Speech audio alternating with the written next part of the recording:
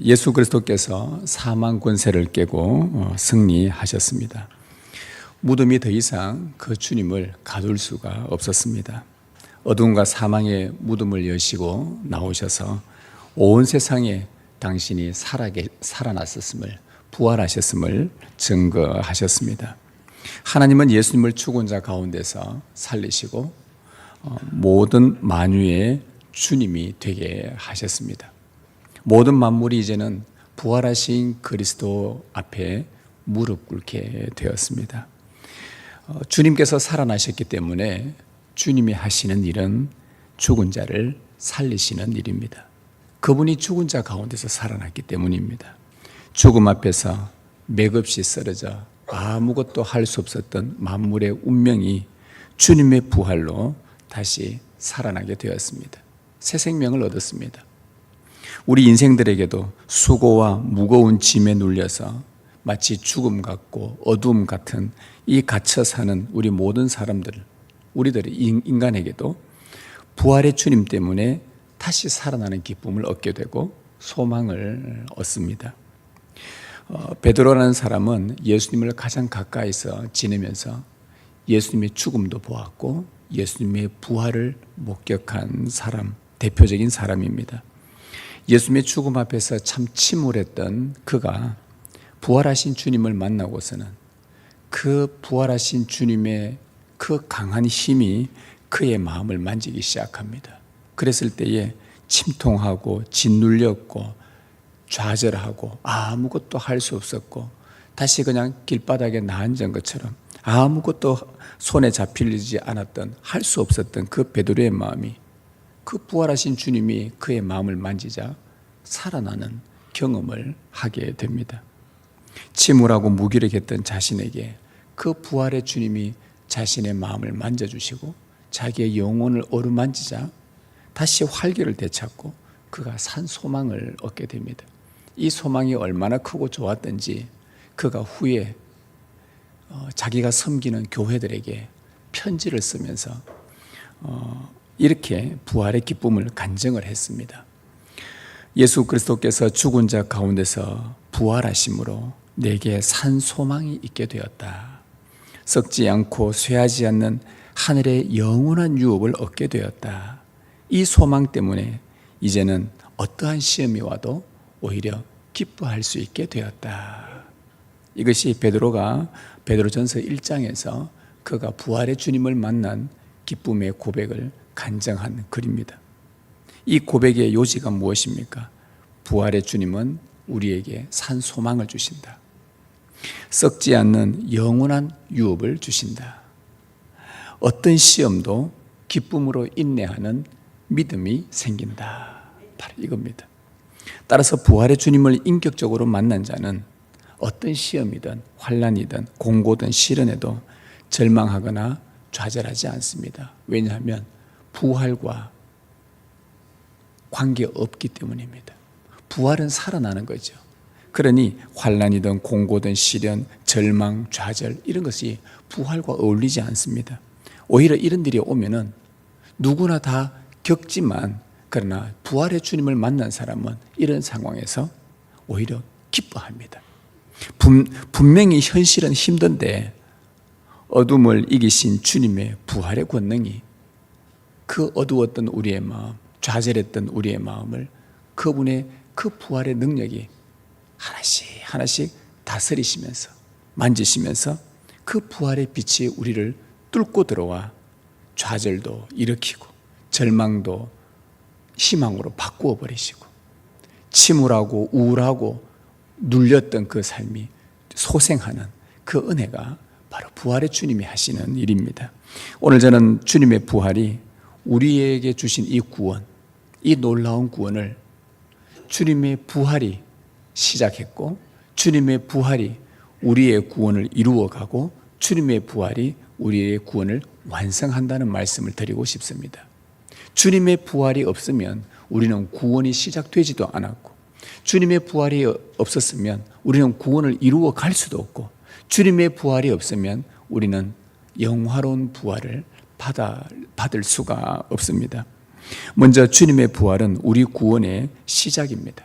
오늘 말씀 1절에 보면 너희가 그리스도와 함께 다시 살리심을 받았으며, 너희가 그리스도와 함께 다시 살리심을 받았느냐, 그리스도와 함께 다시 되살아났느냐, 이 말이죠. 여러분들이 세례 받을 때에 물에 들어가셨다가 물에서 올라왔죠. 그죠?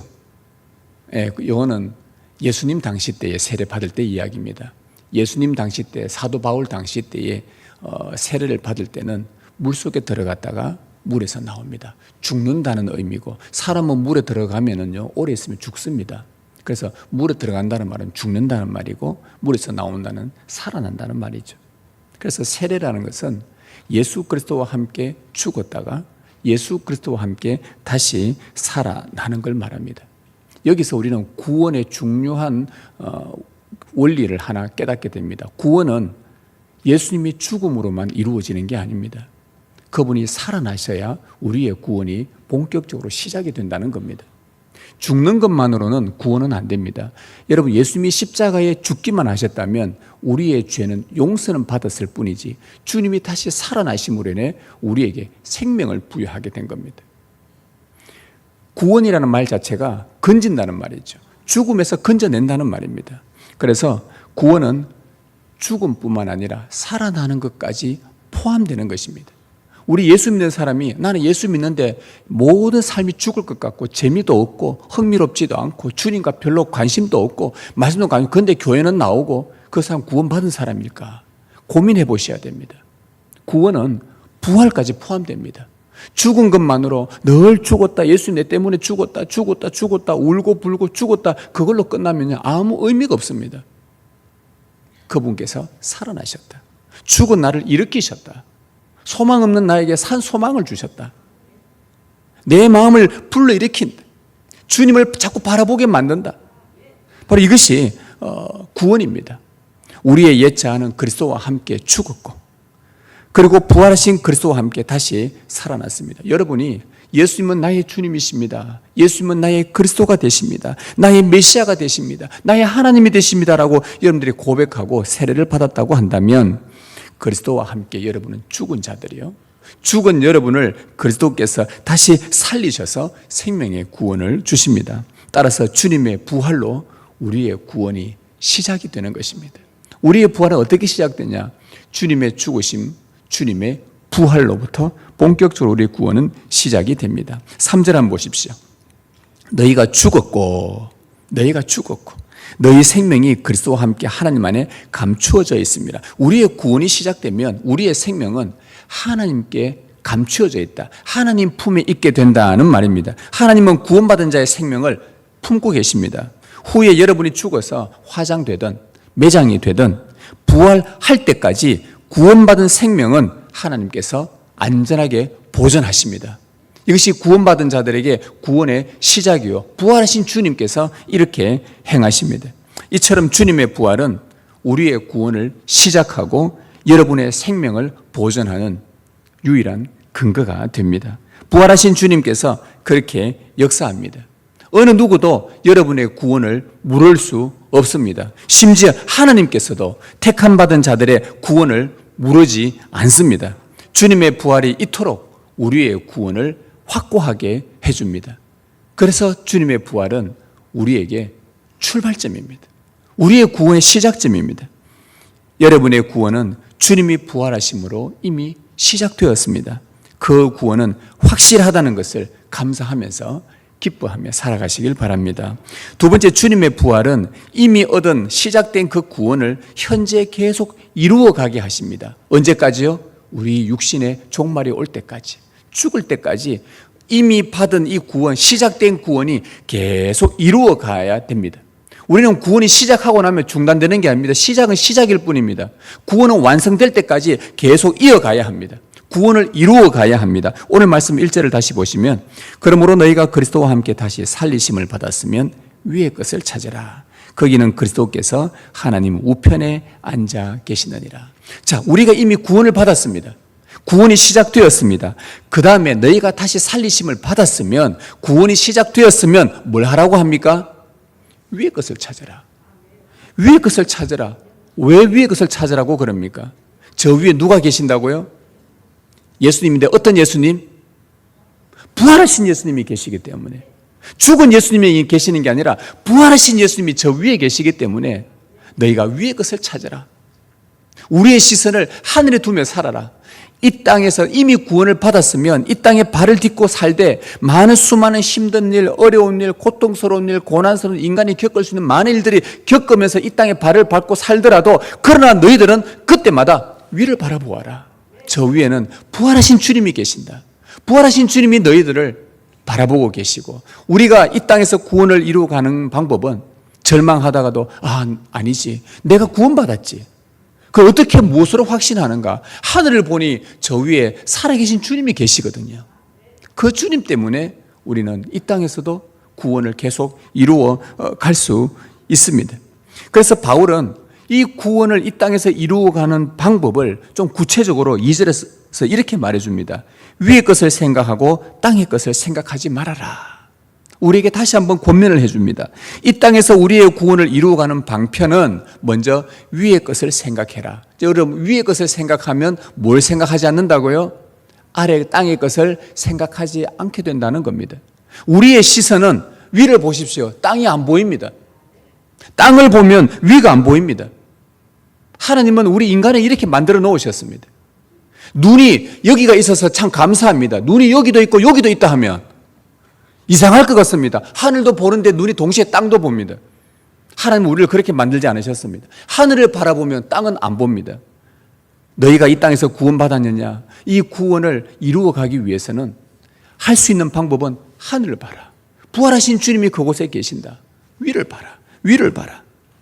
위의 것을 생각하는 가장 좋은 은혜의 방편을 우리에게 주셨는데 그게 뭡니까? 성찬입니다. 성찬은 부활하신 주님을 바라보는 겁니다.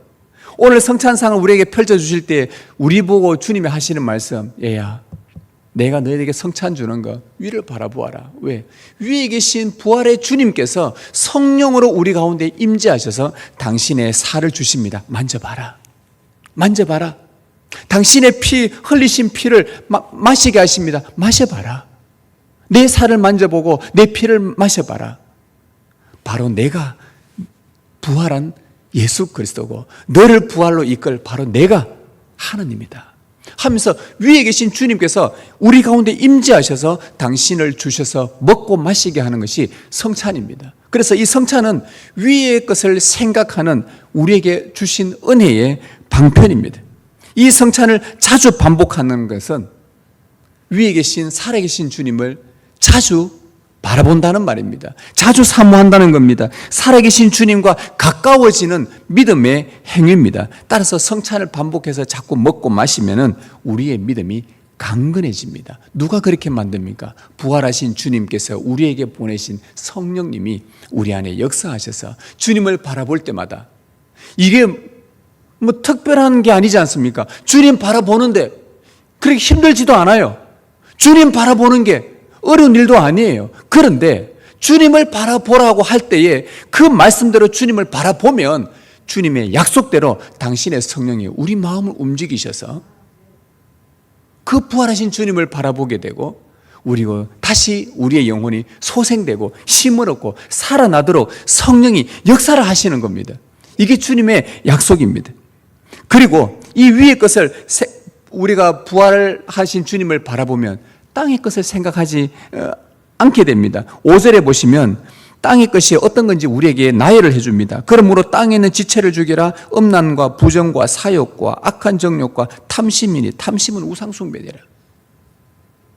여러분, 이러한 단어들을 한번 보십시오. 여러분들이 성찬을 받았고 위에 계신 주님을 사모하고 부활의 주님을 소망하면서 부활의 힘으로 구원을 이루어 가는데, 이 땅의 것, 음란, 부정, 사욕, 악한 정욕, 탐심, 이런 단어 들으니까 여러분의 마음이 불편합니까? 아주 자연스럽습니까?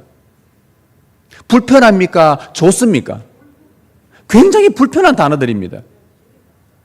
그렇지 않습니까? 나는 너무 나는 정욕스럽고 싶다. 나는 너무 탐심이 좋다. 여러분, 부활을 하신 주님을 믿고 성찬에 참여한 사람이 나는 너무 부정하고 싶다. 나는 너무 음란하고 싶다. 나는 막 욕심이 막 충만하고 싶다. 그런 사람 아무도 없습니다. 어울리지 않다는 말이죠. 위를 바라보는 사람은 이 땅의 것을 살아가는 사람과 어울리지 않습니다. 우리의 믿음을 해치는 것들입니다. 우리의 구원을 이루어 가는데 크게 방해되는 것들이죠. 부활의 삶과 거리가 멉니다. 성찬을 먹는 주님을 먹고 마시는 자는 이런 것과 어울리지가 않는다는 겁니다. 그래서 이런 것은 아예 생각지도 말고 궁금해하지도 말고 찾아보지도 말고 가까이 하지도 말고 여러분 멀리 하십시오. 혹 여러분이 이 땅을 살다가 우리는 이 땅을 발로 뗄 수 없이 어쩔 수 없이 여기서 살아가야 되다 보니 구원을 이루어 가는 동안 우리의 마음이 이러한 땅의 것들로 인해 마음이 때로는 사로잡히기도 하고 그게 0.0000001%든 뭐든지 간에 조금이라도 내가 오염되고 감염되었다. 그럴 때는요, 어디를 바라보아야 되느냐? 위를 또 바라보아야 돼. 그러면 부활하신 주님께서 우리의 마음에 성령으로 충만하게 하셔서 그러기에 조금이라도 오염되고 감염된 마음들에 탄식하게 만듭니다. 이거 아닌데. 이거 주님이 기뻐하시는 게 아닌데. 그리고 회개하게 합니다. 그리고 다시 위에 계신 부활의 주님을 바라보게 만듭니다.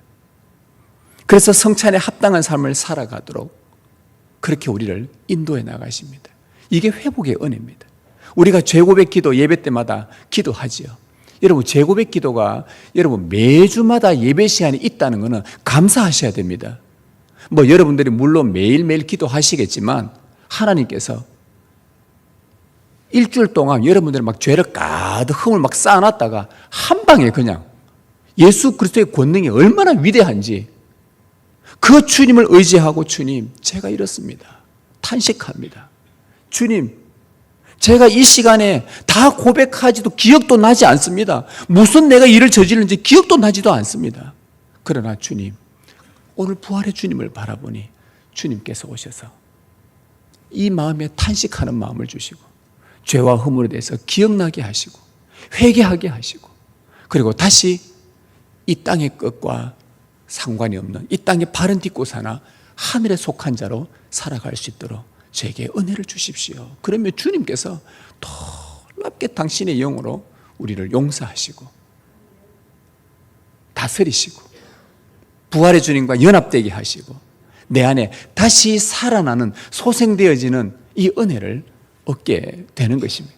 이게 회복의 은혜입니다. 주님의 부활은 바로 이토록 위의 것을 찾게 하고 땅의 것을 생각하지 않도록 현재 이 땅에서 우리의 구원을 잘 이루어 갈 수 있도록 도와줍니다. 여러분 이 은혜에 감사하며 기뻐하시길 바랍니다. 그리고 마지막 하나는 주님의 부활은 우리의 구원을 완성합니다. 4절을 한번 보십시오.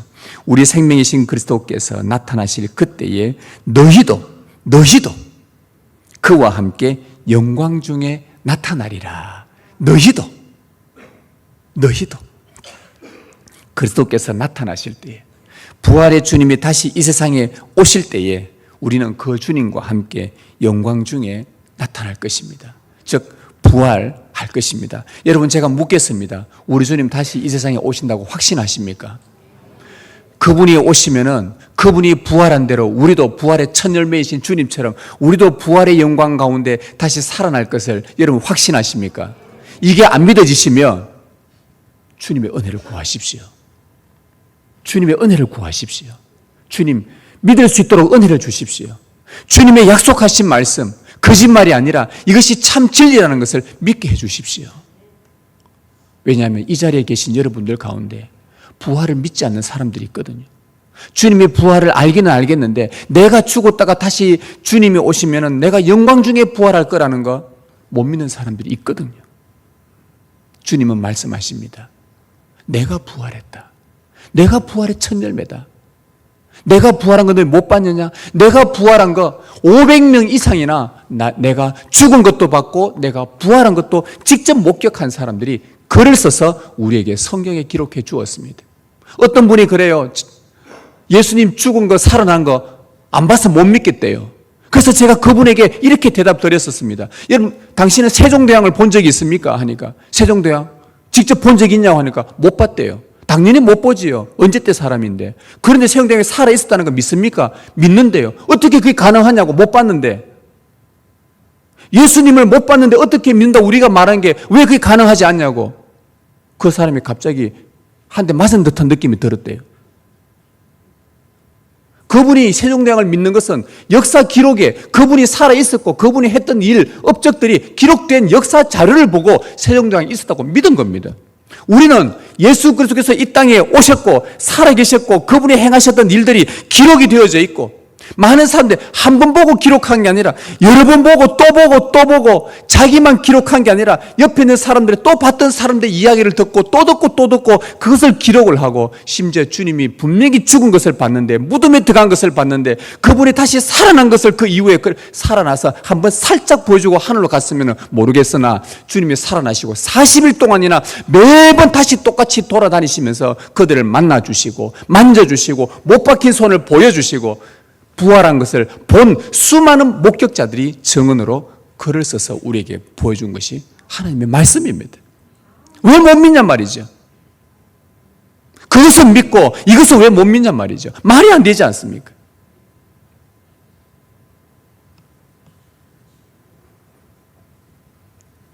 우리는 주님과 함께 영광 중에 나타날 것입니다. 우리는 부활할 것입니다. 그때 그토록 고대하던 부활의 영광이 잠자고 있던, 무덤에 있던, 매장을 하고 화장을 하고 어디에 있던 그 부활의 영광이 여러분들을 침투하고 뚫고 들어와 여러분을 살려냅니다. 이것이 하나님의 역사입니다. 무덤 가운데 있던 예수 그리스도를 하나님께서 살려내셨습니다. 이게 하나님의 권능의 역사입니다. 그날에 그리스도에 대한 우리의 산 소망은 완전히 실현될 것이고, 우리는 부활하신 주님과 영광 중에 있을 것입니다. 부활의 주님과 영원히 함께 있다. 영원히 산다. 그 주님과 영원히 함께 살고 싶어 하시는 그 제자들 뿐만 아니라 오늘 우리들도 이 주님과 함께 영원히 있고 싶다.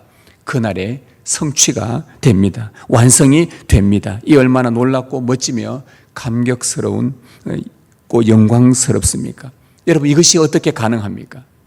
어떻게 부활하신 주님이 우리와 함께 영광 중에 있을 것을, 우리가 영원히 부활해서 함께 살 것을 어떻게 이것이 가능해졌습니까? 부활하신 주님이 가능하게 하십니다. 구원을 시작하신 분도 부활의 주님이시요, 현재 우리의 구원을 이루어 가시는 분도 주님의 부활이요, 미래의 우리의 구원을 완성하실 분도 부활의 주님이십니다. 우리의 구원이 완성되는 날 그리스도와 함께 부활의 몸으로 영광 중에 나타날 것입니다. 그때는 우리가 이 땅에서 힘들었지만 십자가의 주님을 따라가고 부활의 주님을 따라가기로 결정했던 여러분의 삶이 옳았다고 온 세상이 여러분들을 보고 부러워할 것입니다. 특히 믿지 않는 자들이 여러분을 가장 부러워할 것입니다. 너희들이 옳았도다. 너희들이 선택한 예수 그리스도 참으로 옳았도다. 그분의 십자가를 붙들고 그분의 부활을 소망하며 살았던 너희들이 참으로 옳았도다 하며 지옥에서 슬피 울며 이를 가는 그런 자들이 가장 여러분들을 부러워할 것입니다. 부활감사주일에 다시 사신 주님을 기뻐하십시다. 우리 생명이 하나님의 품에 있음을 감사하십시다. 우리 안에 성령으로 계시는 부활의 주님을 소망하면서 흠과 티가 없는 완전한 영광을 얻을 그때까지 위의 것을 찾으며 위에 계신 부활의 주님을 바라보며 살아가십시다. 부활의 주님과 영원히 살아가는 복을 고대하는 복된 주의 자녀 되시길 주님의 이름으로 축복합니다.